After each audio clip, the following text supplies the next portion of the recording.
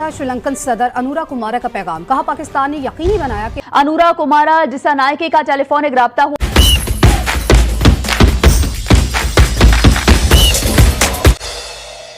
और नाज़रीन, अभी आपको हम खबर से आगाह करेंगे। वज़ीर आज़म शहबाज शरीफ और श्रीलंका के सदर अनुरा कुमारा दिसानायके का टेलीफोनिक राब्ता हुआ है। श्रीलंकन सदर ने वज़ीर आज़म से दरख्वास्त की है कि पाकिस्तानी क्रिकेट टीम को श्रीलंका में पाक भारत मैच खेलना चाहिए। इस हवाले से मज़ीद तफसीलात जानते हैं अपने नुमाइंदे इंतजार हैदरी से। इंतजार, आगाह कीजिएगा। जी बिल्कुल, वज़ीर आज़म मियां शहबाज शरीफ और श्रीलंका के सदर अनुरा कुमारा दिसानायके के दरमियान टेलीफोनिक राब्ता हुआ है। श्रीलंकन सदर ने दरखास्त की है पाकिस्तानी वज़ीर आज़म से। उन्होंने कहा है कि पाकिस्तानी क्रिकेट टीम को श्रीलंका में मुनक़दा पाक भारत मैच खेलना चाहिए। Pakistan's leadership in securing viable solution to recent challenges that they have decided to go ahead with the match on the 15th. The statement also said that the Prime Minister had a cordial phone call with the President of Sri Lanka, where they recalled that Sri Lanka and Pakistan have always stood shoulder to shoulder in times of crisis, and the Sri Lankan President requested the Prime Minister to accord serious consideration to amicably resolve the current impasse.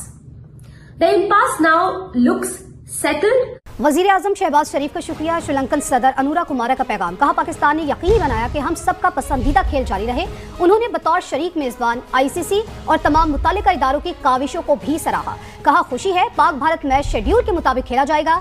Cricket diplomacy की ये रिवायत एक बार फिर खेल को जोड़े रखने का सबब बन रही है।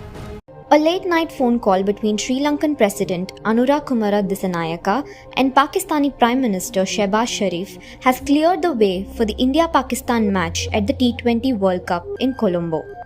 The conversation took place on Monday night, February 9th, 2026, and is being seen as the decisive moment that convinced Pakistan to go ahead with the fixture. Sri Lanka stepped in as a peacemaker after uncertainty surrounded the high-profile. වලට සාපේක්ෂව දැඩි ආරක්ෂාවක් ලබා දිය යුතුයි. ක්‍රීඩාංගණයේ පිටත වගේම ක්‍රීඩාංගණයේ ඇතුළේ ලොකු ආරක්ෂාවක් ලබා දෙන්න ඕනේ. මොකද පෞගිය ආසියානු තරඟාවලියේදී අපි දැක්ක ඩුබායි වල ප්‍රේක්ෂකාගාරවල රටවල් දෙකේ ප්‍රේක්ෂකයන් ගැටෙනවා.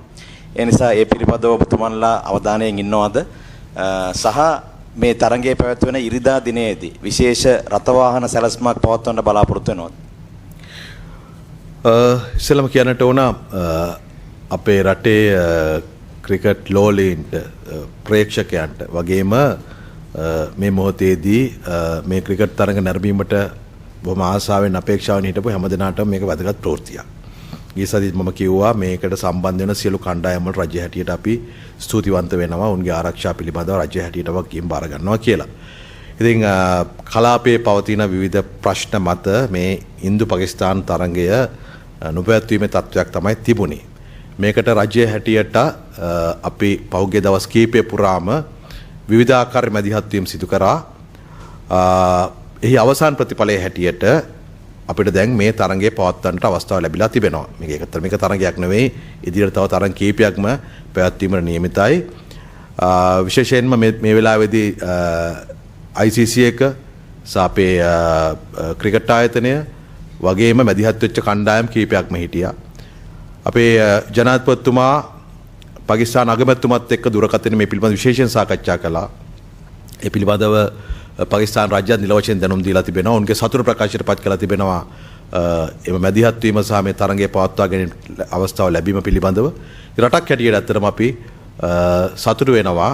මේ දෙරට අතර තරඟය ලංකාවේදී පැවැත්වීමට හැකියවීම සහ අනිත් පැත්තෙන් අපේ කලාපයේ රටවල් අතර සහයෝගීතාවය වර්ධනය කිරීමේදී ක්‍රිකට් ක්‍රීඩා උපයෝගී කරගෙන රටවල් අතර මිත්‍රත්වයේ සහයෝගීතාවය වර්ධනය කිරීමේදී රටක් හැටියට අපිට මැදිහත් වීමට යම් හෝ අවස්ථාවක් එනවා නම් ඒක නොපිරහා ඉටු කරන්න අපි රජයක් හැටියට කටයුතු කරනවා. මම හිතනවා ඒ ක්‍රියාවලිය එක ප්‍රතිඵලයක් හැටියට තමයි මේ අවස්ථාව අපිට ලැබෙන්නේ. ඒ නිසා ආරක්ෂා සම්බන්ධයෙන් ඔබ ප්‍රශ්න වූ අපි ඒ සියලු කණ්ඩායම් වලට ආරාධනා කරේ ආරක්ෂා සම්බන්ධයෙන් වගකීම් අපි අරගෙන ඉතින් උපරිම ආරක්ෂාව ලබා දෙනවා. අපි හිතනවා අපේ රටේ ජනතාවත් ක්‍රිකට් වලට ආදරය කරන හැමදෙනාම ඒ සම්බන්ධයෙන් අපේ ආරක්ෂක අංශයට ලබා දිය හැකි ඉහළම සහයෝගය ලබා දෙවි කියලා.